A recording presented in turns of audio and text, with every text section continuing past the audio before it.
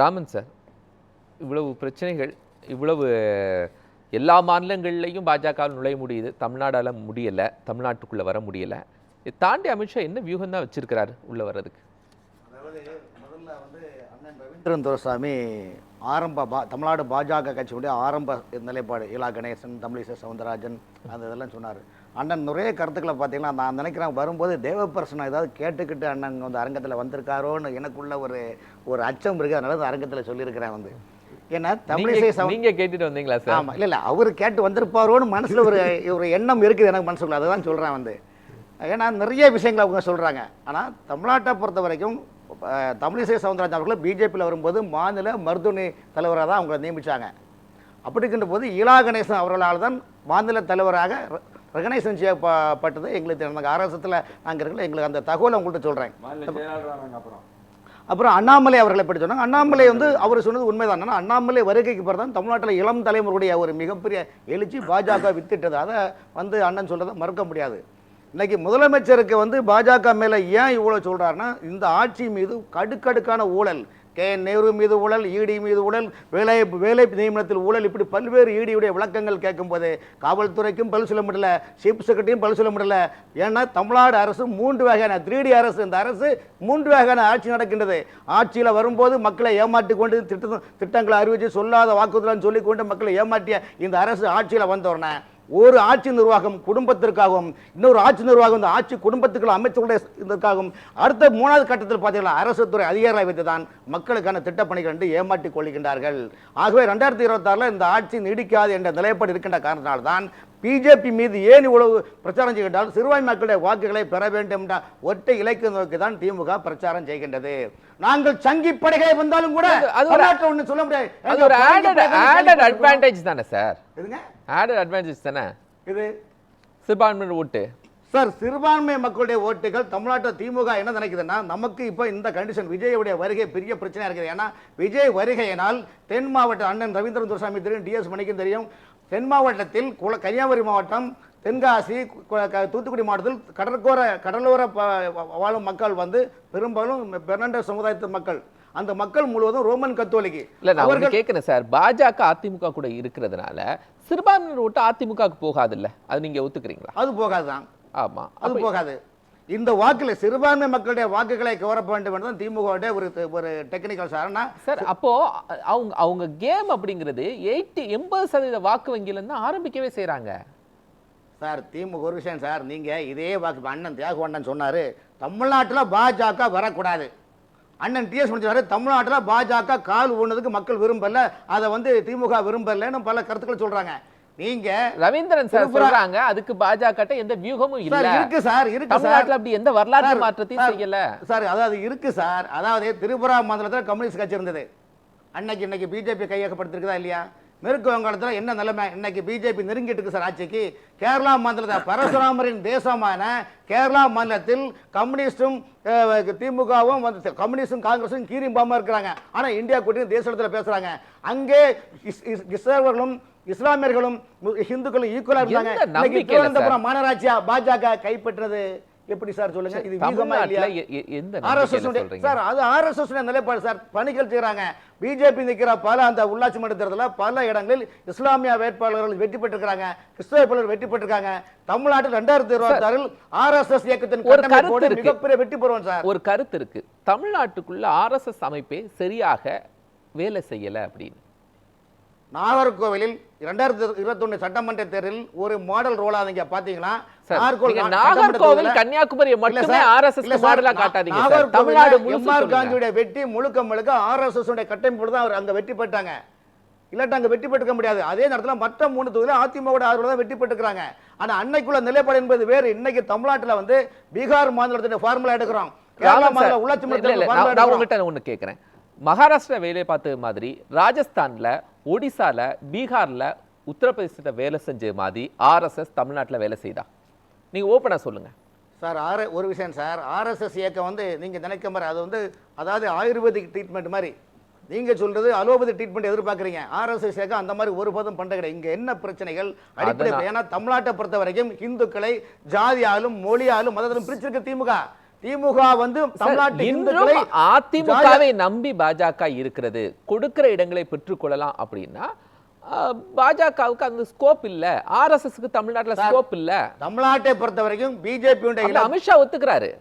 இல்ல அது ஓகே தான் சார், நீங்க சொல்ற வாட்ஸ்அப் சார். தமிழ்நாட்டை பொறுத்த வரைக்கும் பாஜக என்ன நினைக்கிறேன், ஒருங்கிணைந்த அதிமுக இருக்கிறாங்க. இப்ப எல்லாரும் டிடிவி சொல்றீங்க, ஓபிஎஸ் சொல்றீங்க, சசிகலா மேல ஏன் சொல்ல, சசிகலா லைவ்ல இருக்கிறாங்க சார். மைனஸ் மகாராஷ்டிராவில் தேவேந்திர பட்னாவிஸ் என்ன பண்றாரு, ஷிண்டே ஓரம் கட்டுறாரு சார். சார் அது வந்து உத்தரப்பிரதேசத்துக்கு நீங்க பாத்தீங்க, யோகி மூன்று பேரை எடுத்து நிக்கிறாரு. தேசிய கட்சியில வந்து மாநிலத்துக்கு மாநிலம் வித்தியாசம் இருக்கும். கேரளாவில் காங்கிரஸும் கம்யூனிஸ்டும் அம்பிகாவதி அமராவதி போல இருக்கிறாங்களா, லைலா மஜ்னூ போல இருக்கிறாங்களா, துஷ்வந்த் சகுந்தரியம் போல இருக்கிறாங்களா, இனவே நாற்பது இருக்கிறாங்களா, 10 பாட்டு எடுத்துக்கும் இருக்கிறாங்க இல்லையே.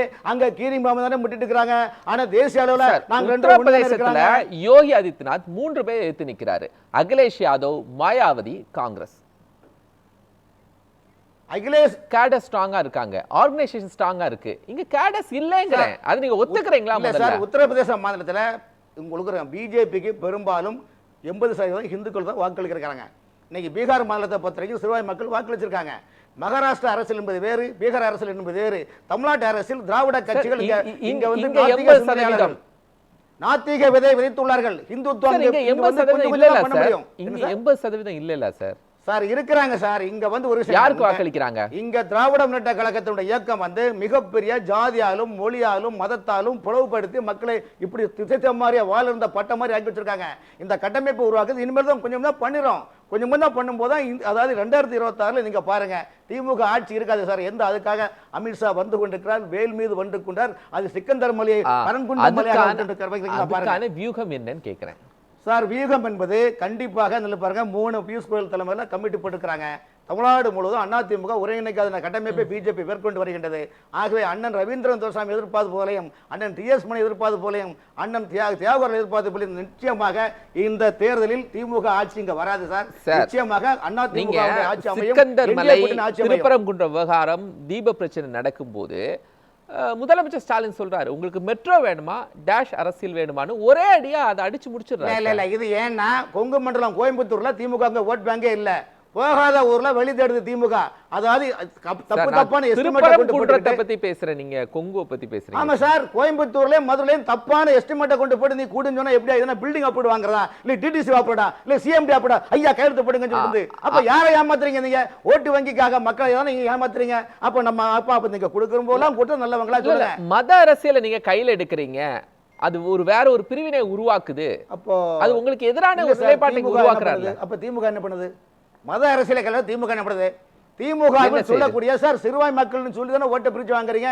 நீங்க நாங்கள் 2026 வெற்றி பெற்றால் சிறுபான்மை சமூகத்துக்கு துணை முதலமைச்சர் கொடுப்பேன்னு சொல்ல தயாரா திமுக. நாங்கள் 2026 வெற்றி பெற்றால் பட்டினத்தின் சமூகத்தை சிறுபான்மை மக்கள் தங்களுக்கு பாதுகாப்பா இருக்கிறாங்க. இந்தியாவில் பிஜேபி கூட எல்லா மதத்திலும் சிறுபான்மை மக்கள் ஒற்றுமையா தான் இருக்கிறாங்க. அண்ணன் பேர் வாழ்ந்துட்டு இருக்கிறாங்க. தமிழ்நாட்டில் திமுக ஓட்டு என்ற வங்கிக்காக இனத்தாயும் மொழியையும் பிரித்துக் கொண்டு இஸ்லாமியர்களுக்கான பிரச்சனையா சொல்லுங்க சார். இப்போ நாங்கள் மட்டும் பிஜேபி காரங்க இஸ்லாமிய பிரச்சனை பண்ணுறாங்களா தமிழ்நாட்டில்? இது முழுக்க முழுக்க சார் திருப்பரங்குன்றா நீதி மட்டுமே சொல்லாச்சு. நீ எதுக்கு அதுக்கு அப்பீல் பண்ணி எதுக்கு நான் ட்ராமா போடுறீங்க? அப்போ உங்களுக்கு சிறுபான்மை மக்களோட ஓட்டு வாங்கணும் தானே? சிறுபான்மை மக்கள் எங்கேயா சண்டை போடுறாங்களா சார்? இந்த தமிழ்நாட்டை பொறுத்தவரையும் ஜாதி கலத்துக்கும் காரணம் தனிநபர்களுக்கும் அதிகாரிகளுக்குள்ள பிரச்சனை. அதுதானே சார் இங்க அரசியல் படுத்துறாங்க. அப்ப அரசியல ரிமோட் பண்றது யாரு? அதிமுக ஆட்சியில் இருக்குதா, பிஜேபி ஆட்சியில் இருக்குதா? ஆட்சி பாஜக இல்லையா பண்ணுது சார்? சார் ஆட்சி நிர்வாகம் திமுக தானே பண்ணுது சார். நீதித்துறையே மிரட்டுது திமுக சார். அப்ப மக்களை விட்டு வைப்பீங்களா? நீங்க என்ன சொல்றீங்க? இங்க யாரு வந்தாலும் நாங்க தான் அங்க எல்லாம் பண்ண யார்ட்ட நீங்க பண்றீங்க? மக்களை மிரட்டுகிறீர்கள், ஆட்சி அதிகாரத்தை மிரட்டுகிறீர்கள், நீதித்துறை மிரட்டுகள். நீங்கள் விட்டு விடுவீங்களா சொல்லுங்க? 4 ஆண்டு காலம் தமிழ்நாட்டில் என்ன நடந்து? முழுக்க முழுக்க இந்த கொள்கைக்கு முழுக்க முழுக்க ஊழலுடைய ஒரு சாம்ராஜ்யமான ஆட்சியில மக்கள் பார்த்து தான் சார் இருக்கிறாங்க. எங்க சாதாரண கருத்தியல்வாதிகளை நீங்க அரெஸ்ட் பண்றீங்க. பத்திரிகை துறையில கருத்தை சொன்ன கூட நீங்க அரெஸ்ட் பண்ணீங்க. அப்ப நீங்க சாமானிய மக்களை விட்டு வைப்பீங்களா சொல்லுங்க? என்ன இந்த ஆட்சியினால் மக்களுக்கு no guarantee no warranty sir. China பொருள் மாதிரி இந்த ஆட்சி சார். சரி, தொடர்ந்து பேசுவோம் சார். ராமன் சார், திருவண்ணாமலையில் நடந்த இளைஞர் கூட்டத்தில் முதல்வர் சொல்றாரு, நாங்க கொள்கையில ஸ்ட்ராங்கா இருக்கிறாங்க. எப்படி டீ தூள் கடையில் போய் ஸ்ட்ராங் டீ போடுன்னு சொன்ன மாதிரி நாங்க ஸ்ட்ராங்கா இருக்கிறோம். ஆனா கொள்கை எதிரிகள் எங்களுடைய கொள்கைகள் என்ன சொல்றாங்கன்னா, உதயநிதி ஸ்டாலின் அவர்கள் மோஸ்ட் டேஞ்சர்னு பயப்படுறாங்க. ஒரு பயம் கிடையாது. தமிழ்நாடு வந்து ஊழலில் மிதக்குது என்பது, வெள்ளத்தில் எப்படி மக்கள் வந்து மலத்தண்டத்தில் நீங்கள் கட்டமைப்புக்கான பணிகளை சுவாகா பண்ணுறீங்களோ அது மாதிரி மக்களை நீங்கள் ஏமாத்துறீங்க. ஒன்றும் கிடையாது. தமிழ்நாட்டை பொறுத்தவரையும் முழுக்க முழுக்க முதலமைச்சர் ஸ்டாலின் அவர்கள் தேர்தல் வசனமான இந்த நிலைப்பாடு தான் அவங்க பண்ணுறாங்க. ஆகவே இந்த இது அவர் பேசிய தேர்தல் வசனம். அமித்ஷா தமிழ்நாட்டை முதன்மையாகவோ முக்கியமாகவோ கருதவில்லை இந்த தேர்தல் என்பதாகவும், மேற்கு வங்கத்தை தான் முதன்மையாகவும் முக்கியத்துவமாகவும் கருதி கவனம் செலுத்துகிறார் என்பதாகவும் ஆதாரபூர்வமான செய்திகள் வந்து கொண்டிருக்கின்றன என்பதனால் ஸ்டாலின் வெர்சஸ் அமித்ஷா தேர்தல் வியூகம் என்று ஸ்டாலின் சொன்னா சும்மா போய் சொல்றாரு. நன்றி.